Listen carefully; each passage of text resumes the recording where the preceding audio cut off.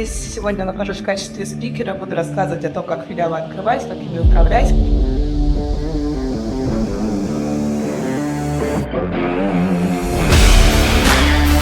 Какой-то тренд, развиваясь во время, создает риски потери вами каких-то ресурсов, то этот тренд является для вас угрозой.